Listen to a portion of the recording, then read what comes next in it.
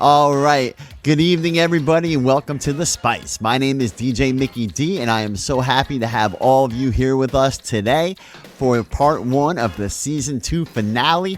Oh man, I can't even believe it. It's surreal that this thing that we started almost over 2 years ago, that it's grown to where we are today, and we're at the finale of season 2, and we have big plans for the future.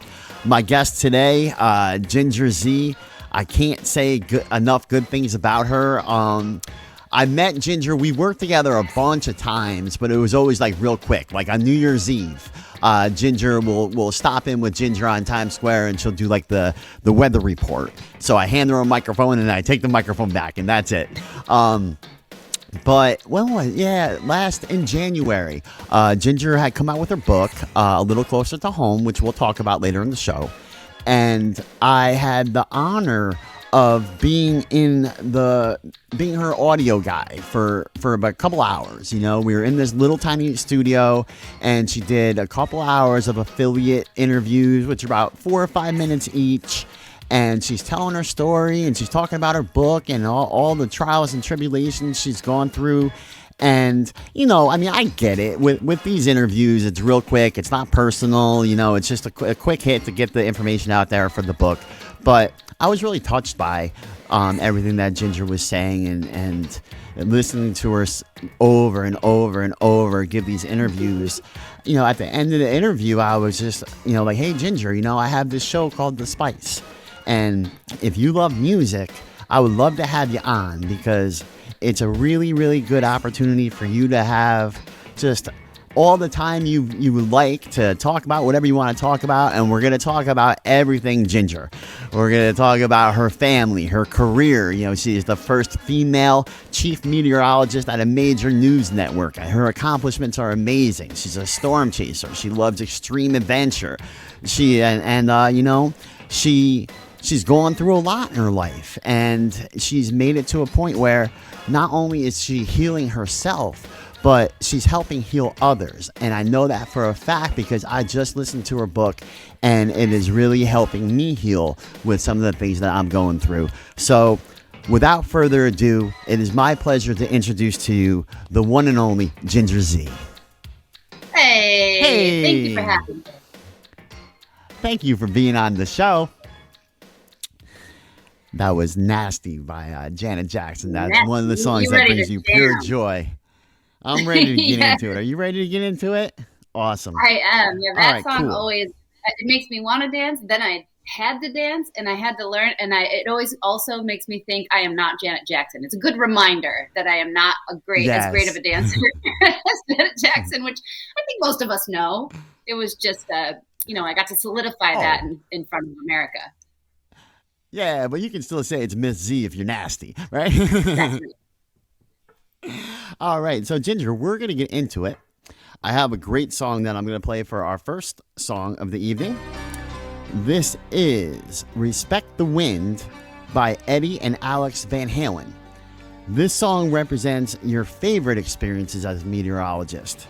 So tell us a little bit about, out of all the experiences you've had, what some of your favorite ones are. And I do think we have a picture or two for this segment.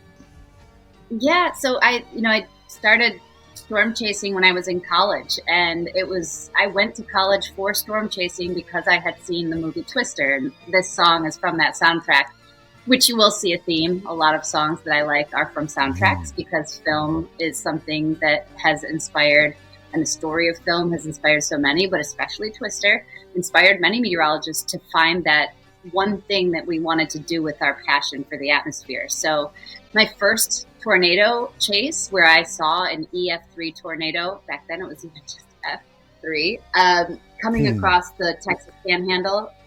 I remember, because it was in an open field and nobody was being injured, and we had forecasted, and there was kind of this beauty of, wow, we learned how to forecast. Here we are. It's right in front of us. And the power of nature is so great. And this song, I feel like you really get that power of nature background music, right? If you've never seen something as incredible as a tornado or the strength of Mother Nature, it deserves a soundtrack.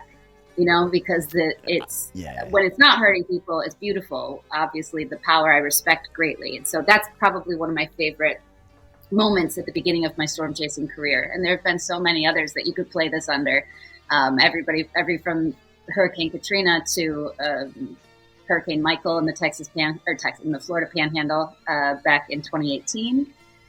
I don't know. I could keep going. Even the other day, we were in Mississippi and we were storm chasing, and I was watching the circulation try to form. And it was like every single time I look up there and put together the puzzle that is the atmosphere, I get excited.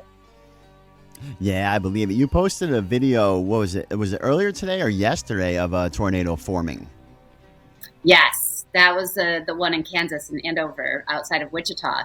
And that was captured by a drone. So, when I was storm chasing, we didn't even have radars in our pocket like we do now. We were going by lightning detection and stopping at libraries for internet connection to check radar. So things have come a long way.